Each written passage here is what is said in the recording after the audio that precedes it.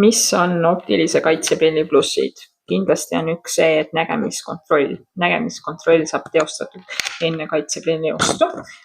Silmanägemine saab üle vaadatud, need kaitsepillid tulevad täpselt prilliretsepti järgi, silmavahed, kõrgused, kõik on paigas.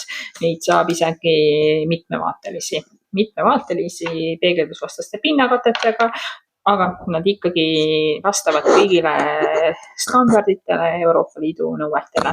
Et jah, nägemine saab kontrollitud.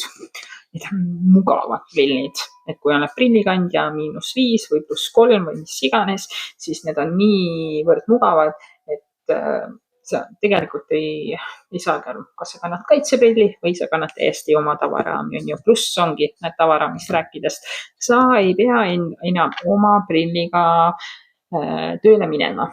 Töö juures me kulutame oma prilliraame palju, sest esiteks juba hooldus ja see aeg, et kuhu neid prille kogu aeg panna, see ei ole nii hästi täidetud, kui ta peaks olema, on ju, oma vabal ajal töökohas lihtsalt kulutadki oma raami rohkem. Mis siis plussiks on veel? Nägemiskontroll, sa ei pea oma raami kandma, kõik ohutusstandardid on täidetud ja tööandjal ei ole mingit muret.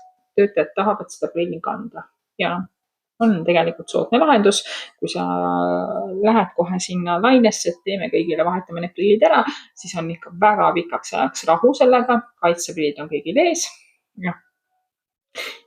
Ma tean seda, et see kaitseprillide töökeskkonda üldse toomine on mõne ettevõtte jaoks selline uus asi, kas mõne uue seadme ostuga tuleb see kaasa või tuleb see uute mingi nõuetega, on ju.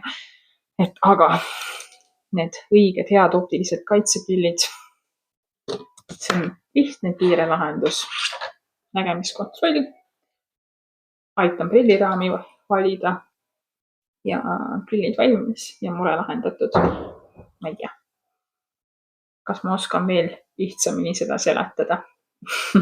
Miinuseid seal juures ei ole. Aga -15 prilliklaasi võin ka valmistada optilisena. Tšau.